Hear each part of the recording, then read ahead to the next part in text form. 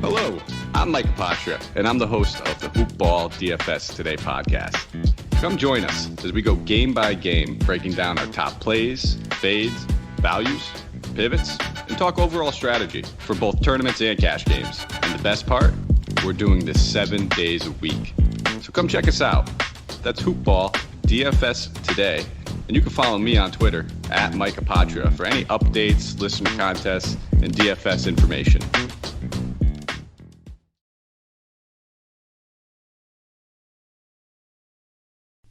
The following is a Hoop Ball presentation.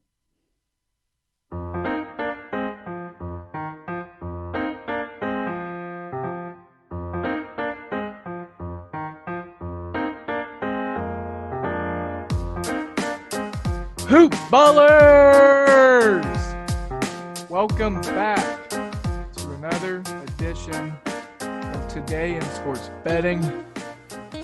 It is I, DALE007 on Twitter, also known as the human Devin Ellington in real life.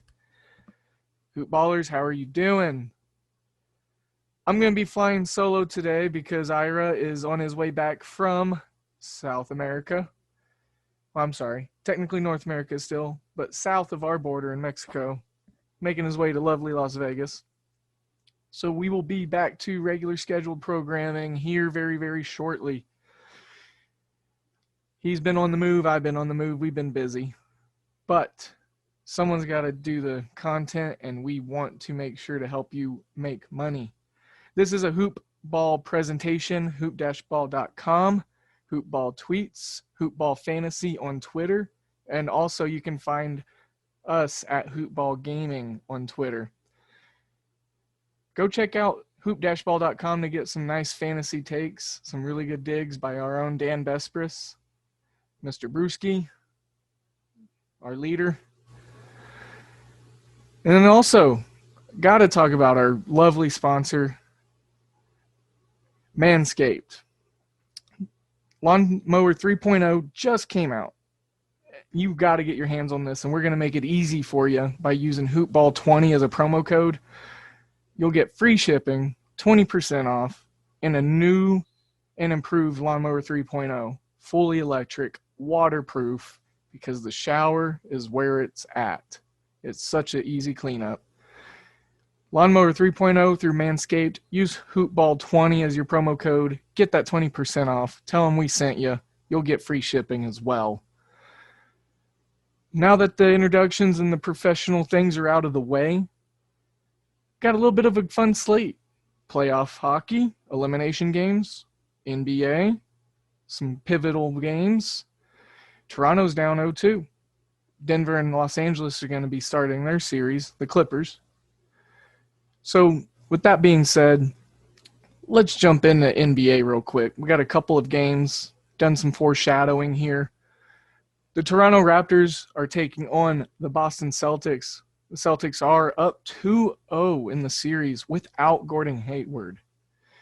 Didn't see that happening. I did not. I was high on Toronto coming into this series. I thought it was going to be a really hard-fought game. I thought, if anything, they would get out to a 2-0 series lead.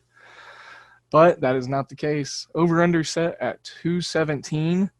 And right now, Toronto's favored by 2.5. And the lines opened at -1 for Toronto and 215 on the total. So we're seeing some steam. Looks like Tremont Waters, reserve point guard for the Celtics, is the only name notable on the injury designation. And so with that being said, there's a full slate of health for both teams, so to say. I'm still trying to figure out which angle I want to take on this one. I really, really, really want to go with the over, but these defensive units play each other very well. Streaky shooting. Toronto hasn't been able to hit the open jumpers. They were atrocious in game 1. They improved a little in game 2, but not enough to make me feel very confident with the over. But as we've seen with these two offenses before in the past, if they click, they can score so many points and be so efficient. And if both of them are doing that, it's going to be hard to stop. So I'm going to leave the total alone. I honestly don't have a side as far as the spread. I kind of like minus 135 on the money line for Toronto, just for the simple fact that they're playing for their season right now and they are going to have to get a win. And I think that they do. Now, something that I like to use with the NBA playoffs are referee assignments, and it's goofy and whatnot, but it can honestly be helpful. So I'll just read off a couple of the, referee stats for this game. The head official is going to be Rodney Mott. He's 24 and 23 for the under. So the under is, something that could be in play based off of his record. But then you look at the two other refs. James Capers, he has a 21 and 29 record for to the over. So 21 unders, 29 overs. 26 and 30 is what Josh Tiven brings to round out that crew. So maybe looking at that over. I think both these offenses have room to improve and to get in the groove that they want to be in. So with that being said, I am leaning slightly Toronto money line minus 135. I'd like it to get to 130. And then I'm going to go ahead and with a slight lean on the over just because I'm looking at Toronto's positive regression to set in here. Moving on. Let's talk about the second and last NBA game. These games keep getting less and less quantified. It's starting to become a major bummer. Denver Nuggets taking on the Los Angeles Clippers. Denver's catching 9 points. So Clippers are a 9-point favorite. Over-under set at 223. And these lines opened at Denver +8, over-under at 226. So lots of unders were taken. I jumped on the under of 226 as soon as it came out last night. I was just kind of listening to some VSiN and some other people talking about it, and I think maybe they talked a little sense into me. But I'm looking at the heavy favorite. 8 points is a lot, but 9 points now. But the Clippers, based off of what we've seen, they're going to be hard to beat from top to bottom. They're the only team in the NBA with two guys coming off the bench with 18-plus points. But the longer I look at this number of Denver +9, the better it looks. So I just don't know what to make, heads or tails of either side. Where I'm thinking about going, though, is the over-under. Well, I'm not thinking about it because I already did. I did it last night. I pulled the trigger. So 226. I'm liking that. All three referees involved in this game have a record in favor of the under. So, I'm not sure if it matters yet or not. I don't know if I have enough data on referee metrics, but it's something that points towards what I, am in favor of, so I can't ignore it. This game is probably going to be way closer than the 9 points. I've got a very slight lean right now to Denver +9. I think it's just going to be really hard to pull the trigger for me on a side with this being the first game of a series. The teams are going to be filling each other out, which is why I like the under. Not to mention both are, pretty decent at defense. Denver, not so much this year compared to last year or compared to the Clippers, but, they can play some bully ball. So to recap real quickly on the NBA, it is a very short slate. Toronto and Boston. I don't really have any plays on that, but I have a slight lean on that money line for Toronto, just looking for a little bit of value. And then I'm also looking to maybe see about chasing some steam on the over, but that's even a slighter lean. My NBA play that I am rolling with, though, is the under of 226 for Denver and the Clippers. Ira's not on the podcast today with us, but he's always with us. I mean, that's just who he is. So I got to give out his picks. I can't leave him in the dark in this episode. He's here with us. So, and, as we all know on the show here, that Ira's really good at live betting. So this is a really good take from him. Him and I were talking off air. But Ira really likes Raptors as well. He got them at a pick of -120. So that's that. If that shows you, kind of around the value of what we're looking at, the threshold. And then he went on to note that the plus 3.5 to 5.5 range is a really awesome sweet spot to look forward to in this game. Toronto taking on the Celtics. So make sure to keep an eye out on that live number. I'm going to see if I can't find a nice sweet middle number of 4 and jump on that live number, listening to the words of our great Ira. By the way, you can find him at Ira Silver Magic on Twitter. Heck of a contributor here. Heck of it. And we both post our plays on the Action Network. We both have our accounts listed in our bios on Twitter. Again, he's at Ira Silver Magic. I'm at DALE007. And the Action Network's not an affiliate or anything of us here at Hoopball. It is just a great tool for bettors, alike that want to track, look at some opening numbers, maybe get some different metrics.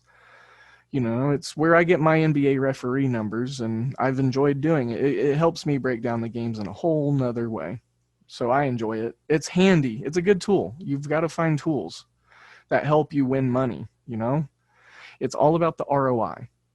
So we're going to transition over to hockey, the great slate of NHL. We got a couple games on the hockey ice tonight, some elimination scenarios, if I'm not mistaken. So both series are 3-2. Philly, the Flyers, they're down 2-3 to the Islanders, and they are also plus 110 on the money line. They opened as a minus 100 favorite. So if that's telling at anything at all, they opened as the favorite, but now, they're getting some plus money. So I right here recording this, I'm going to go ahead and pull the trigger on this because, the Flyers actually, speaking of Ira again, Ira's our hockey guy, and he told me to go ahead and roll with the Flyers. He looks for them to get it done here. They're, young core is, going to step up, in my opinion. And, Carter Hart being in goal is never a bad idea at all. Just got to slow this Islanders team down, the midline, their second, line, third unit, they're just getting some action and shots on goal, and they're disturbing the Philadelphia Flyers offensive attack. But look for Philadelphia's defense to come out here tonight, in my opinion. Hopefully I'm saying things that Ira would couple in second, being the hockey guru. Moving on to the Golden Knights in Vancouver, we're going to go ahead and pair that Philadelphia Flyers pick with the Vegas Golden Knights at minus 250 on the money line. They opened at 226, but we're going to go ahead and do a parlay. We're going to do a little pizza parlay because that's what we do. Ira coined the term, and I just kind of rolled with it. I like pizza. So we're going to take a couple pizza plays, turn it into a pizza parlay. Got the Philadelphia Flyers, the Vegas Golden Knights, 2-leg parlay, pizza money. Let's eat some pizza tonight and some hockey. I'm going to see about coming up with one for Major League Baseball because that is where I like to invest my time, efforts, and money. And let me just backtrack a little bit, talk a little of the over-under on these games. We got over-under 5 on the Philadelphia-New York Islanders game. I didn't have a true opinion on it. Ira didn't really seem interested in either side. You are, slight shade to the over. Over-under 6 for the Vegas Golden Knights Vancouver game. If I'm going to touch a total or an over-under on this slate, I would say over 6 in this game just for the simple fact I can see it being a 4-3 shootout, maybe even having some overtime involved, or one of these two teams getting 2 goals in the first period, or it being 1-1 at the end of the first period. I just kind of look for the guns to come off firing real quickly, real fast. So I don't know if you folks know this or not, but we have another sponsor, and hopefully you know it because we talk about it every episode and we tweet it, but that is MyBookie, mybookie.ag. That's where I play. It's where Ira plays. We are going to be able to get you set up with a $10 MLB futures bet and 100% initial deposit bonus match. 100% initial deposit bonus match and a $10 free MLB bet. And then all you got to do is listen, use promo code HOOPBALL, HOOPBALL. Use that promo code, you get your fat deposit bonus, and you start getting to bet and win and get paid, because that's what MyBookie is about. You bet, you win, you get paid. MyBookie.ag. Go play some bets. Take some of these bets that I'm talking about, that Ira, and I give out on Twitter, and, make it happen. Go over to MyBookie. Follow us on the Action Network. Follow our action. Interact with us on Twitter. We really like to get the questions, the comments, positive or negative. It gives us perspective, and you gotta be able to roll with it. Roll with the waves, roll with the punches. You gotta roll with everything when you do this. You give out picks for free, and you're putting your analysis out there, and it just happens. Good thing we have lots of fun with it, and we like it, and we love doing it, and it's something that we're passionate about. Luckily for us and for you guys, I would think. So, without further ado, I'm going to touch on something that I'm very excited about, and I think that probably a good portion of our listeners are excited about. But I just think it needs to be said that we have college football today. The FCS kicked it off week 0 last week, but today is actual NCAA Division I FBS football. So, with that being said, University of Central Arkansas is taking on the UAB Blazers at 7 o'clock on ESPN. I really like the over in this game. Over 49. I like the over in the first half, which is 24.5. UAB is returning so many potent offensive weapons and defensive line havoc wreckers that I think that they control this game. They're returning a starting quarterback. Their backfield's intact. Their receiving core, their offensive line. I look for UAB to come out here and maybe snag 2 touchdowns in the first couple of possessions. Don't get me wrong, Central Arkansas is making the jump, but this line opened at UAB minus 18, 18.5. It's all the way up to 21.5, so we can see where the steam's going there. It opened at 48.5. It's at 49.5 on the total now. Like I said, I like the over. I'm going to take the over in the first half. I could see UAB having 24 in the first half themselves. Not going to spend too much time on the NCAA slate just because it's going to be just so wonderful having it back. So intaking it, soaking it in, lathering it all up and around me is just going to be the main focal point of this first day of college football. It's just glorious. It's amazing. But, probably the game of the night, there's just a couple of games, but the game of the night, Southern Alabama and Southern Miss taking each other on. Southern Miss, 13.5-point favorites. That's come down a little from the full 2 touchdowns. And then 55.5. 55.5 for the over-under, which, if you know anything about Southern Alabama football, which I know a couple things about the Jaguars, but they were atrocious last year in defensive and offensive metrics. Southern Miss is returning their quarterback also.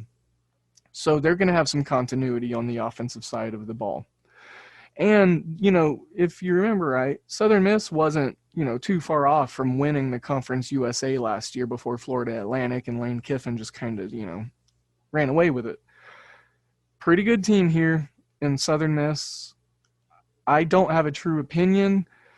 I will say I am following a metric on the Action Network, and it's a system that I've been keeping an eye on for some NCAA stuff.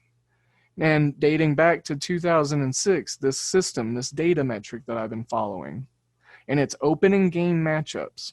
It has a 57% win percentage with an 11% ROI. ROI could be a little bit better. I like these systems to be up about 14%, but the 57% win percentage, that's pretty good there. So the basis of this is that we're looking for a profitable opening game system and wanted to test if last year's season had any relevance. So the system found that teams that made a bowl game the previous season had a good starting point, and that they fare much better at home or at neutral sites in their opening game. Now, pure road games in the opening week are a little tricky, so we're just concerned a little bit more about the home and neutral site here. So, a couple of teams that are in the position of, this profitable system is USM, Southern Miss, covering that 13 and a half points. UAB covering the 21 and a half points. So out of the two, I would probably feel a little bit more comfortable with UAB, even though it's a bigger number, just because they're returning so much. And in a weird shortened off season, that continuity is going to run rampant and be important. So that's just a little touch on the college football. I think it's just awesome that we even get to talk about it, and it's featured in an episode again. It's just, that's awesome. That's crazy. I've got goosebumps thinking about it right now. I spent some time last week watching FCS, watching these Central Arkansas Grizzlies. They're just the Bears, not the Grizzlies. The bear looks like a grizzly. So, it's back. Football is back. And football is king, if you didn't know, guys. So many wagers and so many bets and so much money gets placed on football every year, year in, year out. So we are, a week away from NFL starting. Houston, Kansas City, Texans, Chiefs, Deshaun Watson, Patrick Mahomes. Not to mention, Houston does not have DeAndre Hopkins anymore. So that'll be interesting. Anywho, let's move away a little bit from the pigskin. Just keep an eye out on those college football games if you're a fan. It's just going to be a beautiful thing. MLB, there was some afternoon games today, currently ongoing. So we aren't going to dig into those or talk about those. Currently, the Cubs and the Pirates. Pirates are winning 4-2 in the top of the sixth. You got the Rangers and the Astros 4-2. Bottom of the fourth, Rangers are losing that game. So, starting at 3:05, and this is all Central Time because I'm selfish and that's the time zone I'm in. So y'all can figure it out from here. But I believe it'd be 4:05 Eastern.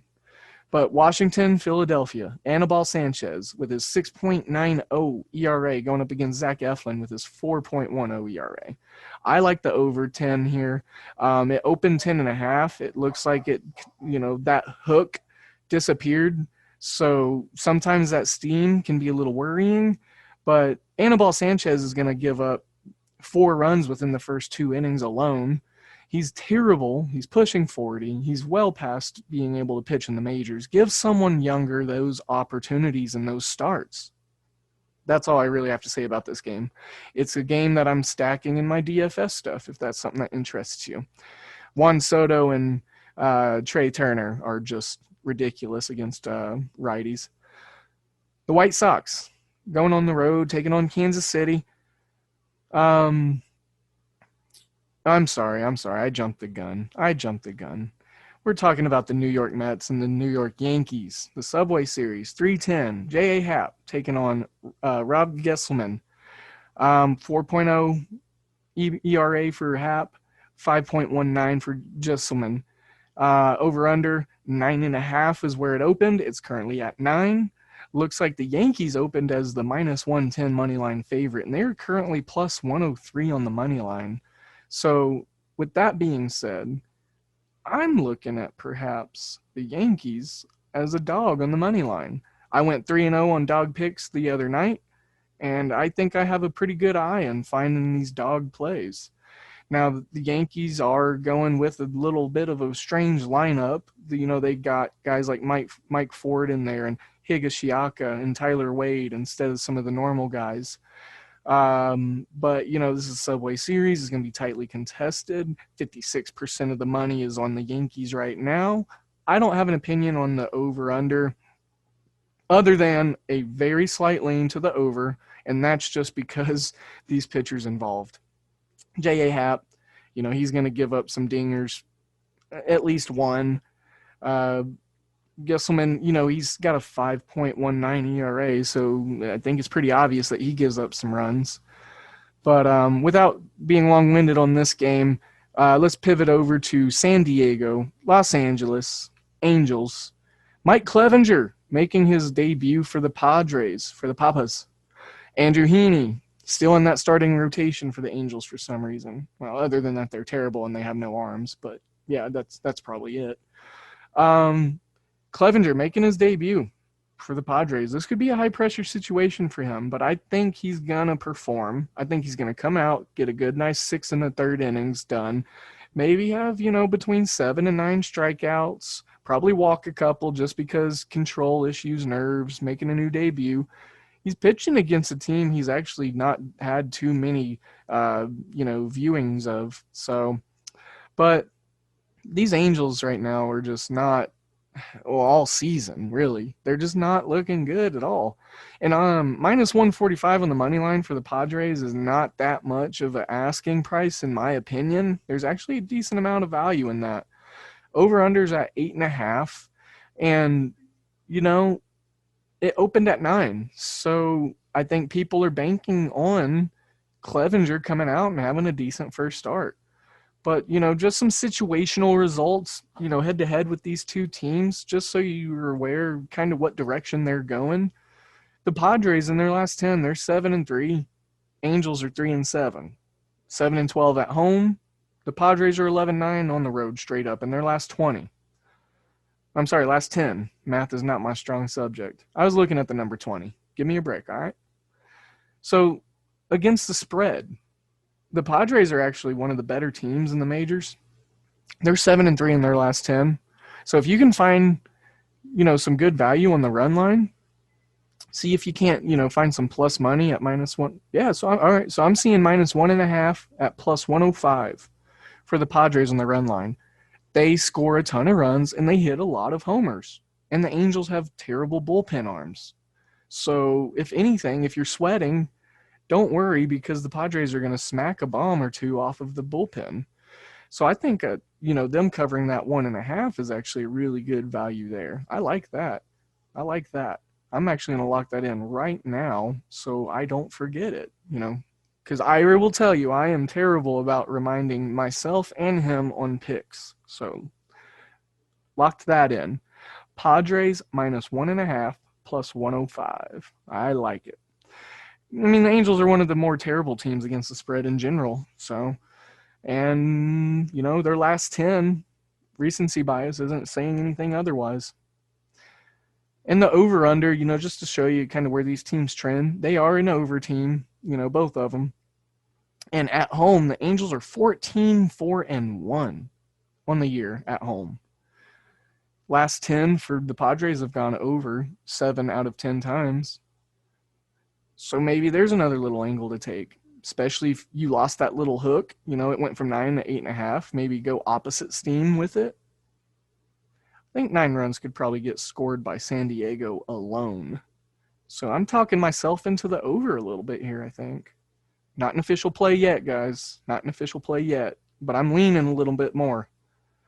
And I haven't drank whiskey yet today, so it's sports related. It's sports related. I'm going to move on to Toronto and Boston.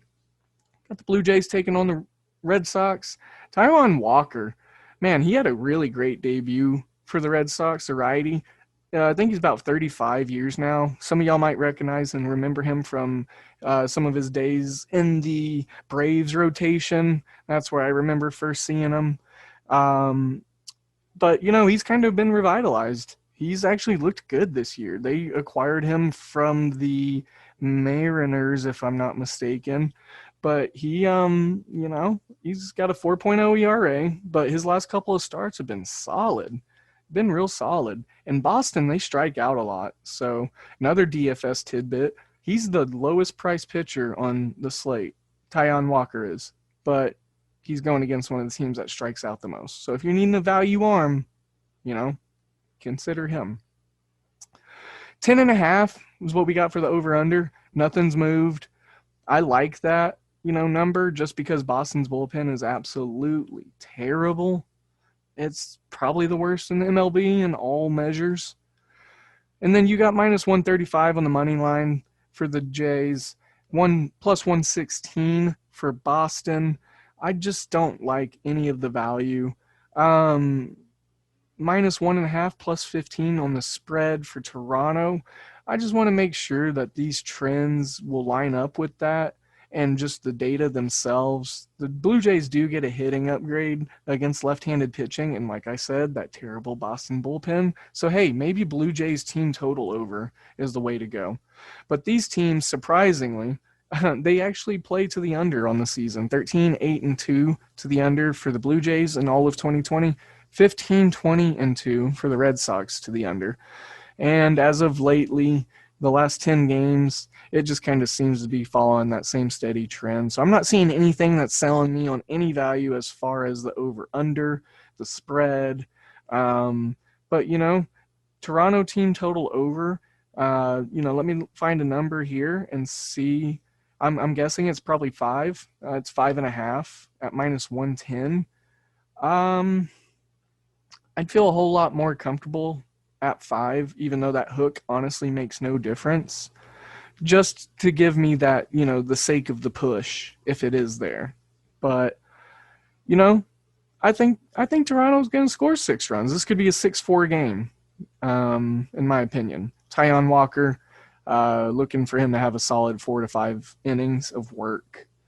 So I'm going to go ahead and move on to the 7:05 game that I tried to jump the gun on just because I got action on it earlier, and that's the White Sox taking on the Kansas City Royals. This is in Kauffman Stadium. Got Dylan Cease on the mound, the right-hander with a 3.0 ERA, taking on the lefty of Danny Duffy with a 4.11 ERA for the Royals. And if you know anything about baseball, you know that the White Sox hit the left-handed pitching pretty well. They're only a minus 135 favorite on the money line. I scooped that up. I am sorry. It is now up to 145. Minus 145 on the money line. I was able to save a dime. Minus 145, I'm not going to let it deter me too much. But one thing I'm looking at is perhaps Chicago minus 1.5 plus 110. They are the best team against the spread in all of Major League. Please fact check that for me, but I know that they are up there. They're probably top 3, if not the number 1 team. I probably should have checked that to be 100% honest, but I looked yesterday. And the day before that. So, this game, it's divisional. The White Sox, they've played pretty well against their divisional foes this year. The Royals are 14-22 straight up against division opponents. The White Sox are 22-13 and 11-6 straight up on the road. 12-5 ATS on the road.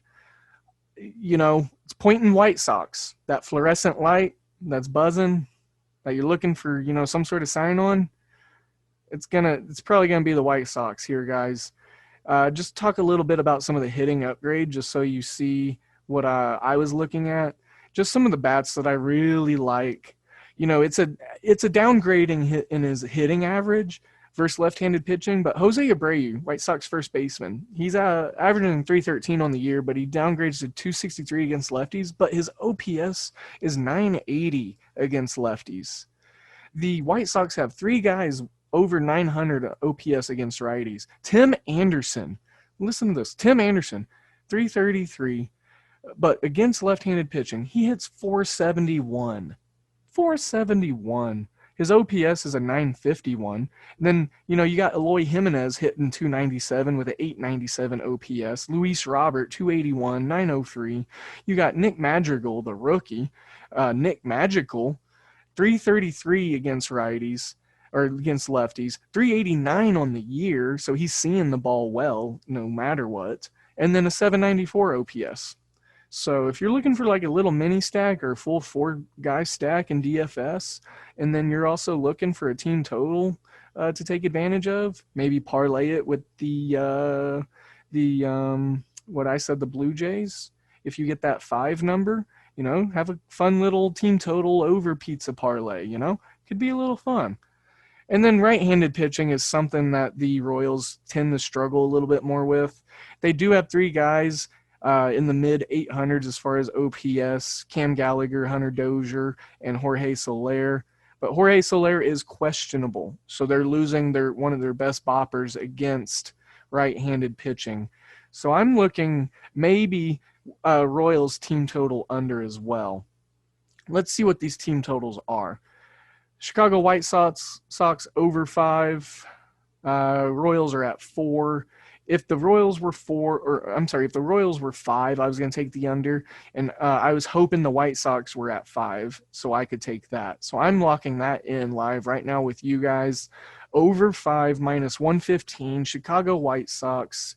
And then I'm going to go ahead and just, why not? We're throwing that minus 1.5 plus 110 for the Chicago White Sox to cover the spread. One of the best spread teams in the whole Major League Baseball land. Now, I believe we have one last game in MLB, and we're going to talk about a Western matchup in the NL, and that's going to be Arizona taking on the Dodgers. Arizona sending Luke Weaver and his 8.23 ERA out against the lefty of Clayton Kershaw and his 1.0 ERA. Oof. Plus 250 on the money line for the Diamondbacks. Minus 300 on the money line for the Dodgers. Over under still at the 8.5 that it opened with. And man, the Diamondbacks are owned by the Dodgers. This season hasn't really gone any which way that the Diamondbacks probably would want it to. I'm going to keep it short and sweet on this game just because there's nothing here that I think that has a decent value digging into right off the bat. No pun intended. Definitely intended. But Josh Turner's out indefinitely still with his left hammy. Cody Bellinger's questionable with a lat strain in his right side. So keep an eye on that. If Bellinger's ruled in, I could see the over-under going up to 9.5. If he's fully ruled out, it's probably going to stay at this 8.5. You might be able to get an 8, but I don't know why you would. I think Diamondbacks are going to score 8 runs themselves. Or I'm sorry, Dodgers are going to score 8 runs themselves, in my opinion here. They'll probably get 5 off of Luke Weaver in the first 3 innings. So, if you want to maybe take the Dodgers team total over first 5, I like that. I'm not going to be mad at you. Heck, even their team total for the full game, it's 5. Over 5 minus 130, you're getting some juice, but, that's a pretty dang close, as close as you can get to a guarantee of a bet. Too much juice on the first 5. Over, under team total for the Dodgers, though, of 2.5. I like the number of 2.5. I just don't like the minus 140. I'm a sucker for some good first 5 numbers, because if you can get value in the first 5 and you get your wins, you can roll that into another game that you're eyeballing, or say that same game if you're looking at a live angle, or it's just a good way to accumulate some early money in the game or in the night to give you a little confidence too. It's good stuff. It's good stuff. But with that being said, we have concluded the MLB side of things. And just to recap, I'm looking at the over of 10.5 in Washington, Philly. I'm looking at Chicago White Sox to cover the spread, minus 1.5 at plus money. I really like Chicago White Sox minus 135, and then the team total over of 5. I had a slight lean to the Toronto Blue Jays team total over. I didn't like that hook. If it goes down to 5, I would like that a whole lot more. San Diego, slight lean to them on the spread, minus 1.5. But the over-under 8.5 looks really enticing because I think San Diego can score 6 or 7 themselves. Then to, recap on the Subway Series, I didn't really have any plays on that, but maybe a slight lean to the over just because there's a lot of bomb hitting bats in these lineups. And I think they'll go back and forth. So, and then again, just to recap the NBA, let you know where I'm at and where Ira is as well, since he's not able to be with us on this one. We both like Toronto, but again, make sure, and my Toronto pick is more of a lean than Ira's, but make sure to try to find that live line value that Ira referenced to of 3.5 plus 3.5 to 5.5 for Toronto. I think that's where you're going to get your most golden opportunity in this game, coming from our live betting guru, Ira. And then also, I was leaning the over in that. I think that these two teams could get to 220, but we'll see. It's my favorite thing to say. We'll see. And Denver Clippers, I didn't have a too heavy favorite lean any play really on this one, just because it's the first game of the series. It gives me the heebie-jeebies. Ira didn't really say anything about it. So our NBA game to keep an eye on is the Toronto-Boston game again. Live line, best bet out of what our analysis says is probably going to be 3.5 to 5.5 in favor of Toronto live in game. Now, to talk a little bit more on the NHL recap, we did have the pizza parlay, Philadelphia, Vegas, and I am leaning over 6 on Vegas, Vancouver, looking for a 4-3 game. And I haven't done this in a while.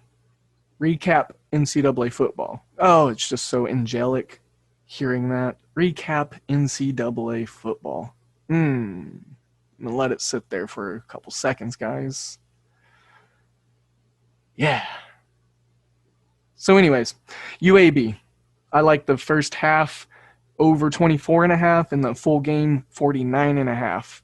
If you want, stick some pizza penny money on the UAB spread. Their offense is potent.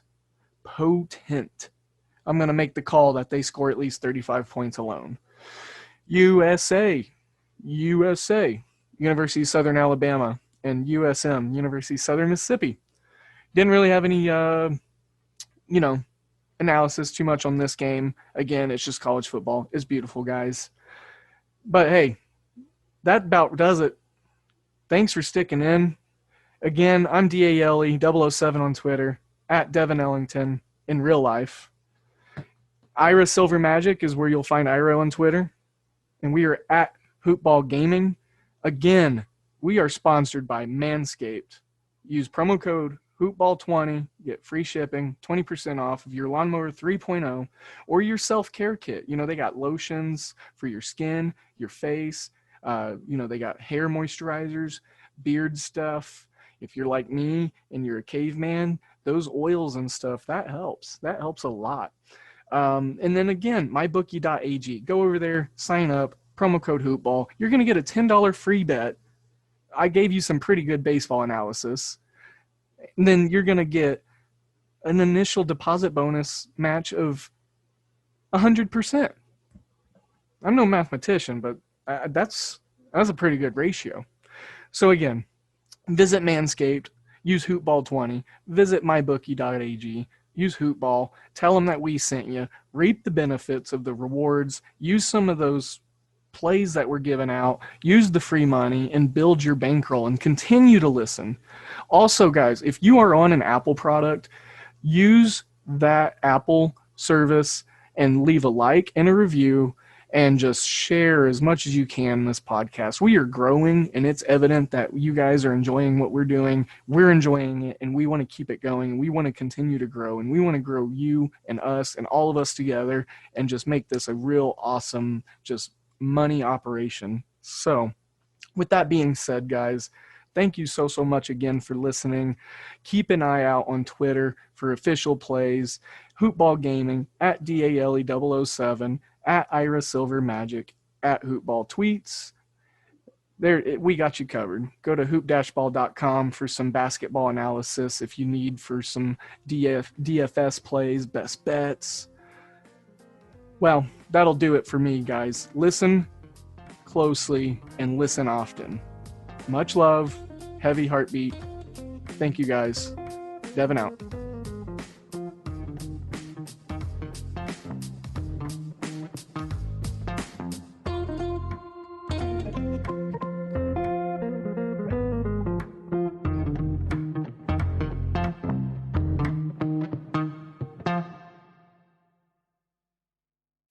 This has been a Hoop Ball presentation.